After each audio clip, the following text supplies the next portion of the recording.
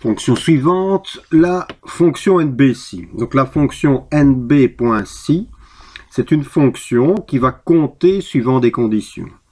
Donc au premier niveau, on a vu la fonction NB. La fonction NB qui va simplement compter le nombre de cellules qui contiennent une valeur numérique. Et on avait également vu la fonction NBVal qui, elle, allait compter le nombre de cellules qui contiennent des informations. Donc le nombre de cellules qui contiennent des informations, pardon.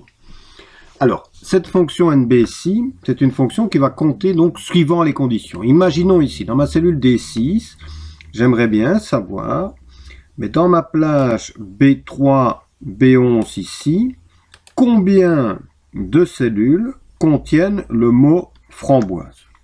On est bien d'accord que ici l'exemple est tout simple, mais c'est pour avoir le principe. Hein. Donc, ma fonction, c'est égal nb.si, j'ouvre la parenthèse, et j'ai juste deux arguments. Le premier argument, c'est simplement la plage de cellules qui contient le critère. Donc la plage de cellules qui contient les données à examiner. Deuxième argument, donc je sépare mes arguments par un point-virgule comme pour n'importe quelle fonction, mais c'est le critère. Donc moi je veux compter le nombre de cellules dans ma plage B3, B11 qui contiennent le mot framboise. Eh bien je mentionne simplement le critère. Comme il s'agit de texte ici, eh bien je dois le mettre entre guillemets. Et je referme ma parenthèse. Et donc, en validant, automatiquement, il m'indique le nombre de cellules dans ma plage B3, B11 qui contiennent le mot framboise. Il y en a bien 4. Et si je modifie quelque chose, automatiquement, ça se met à jour. Voilà, peut-être un deuxième exemple.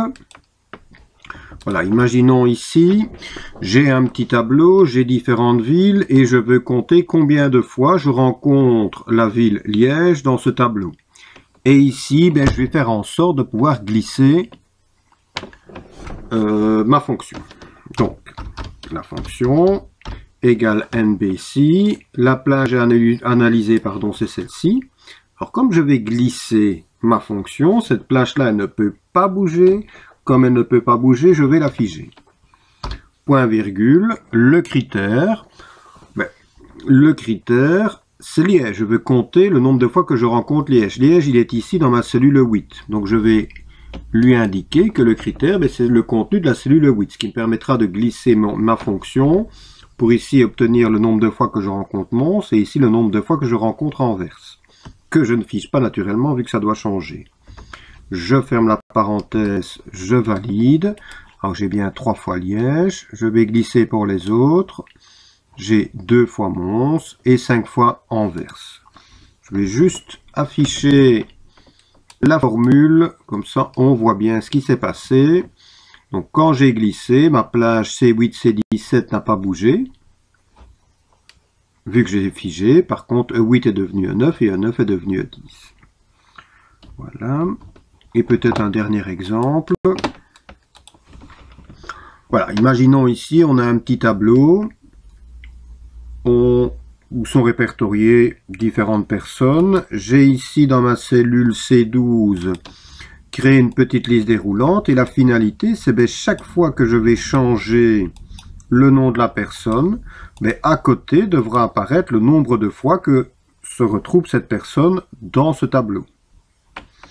Donc je vais compter de manière conditionnelle. Donc ma fonction égale nb.si, j'ouvre la parenthèse, la plage à analyser c'est celle-ci, comme je ne glisse pas, il n'y a pas lieu de figer, point virgule, le critère, c'est le contenu de ma cellule C12. Et je referme tout simplement ma parenthèse. Je valide, et donc il me dit ici que Luc, je le rencontre 2 fois dans ce tableau, ce qui est bien le cas.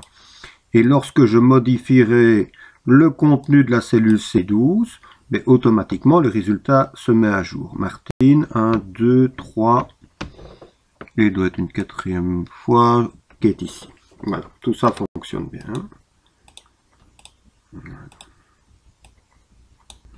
Voilà.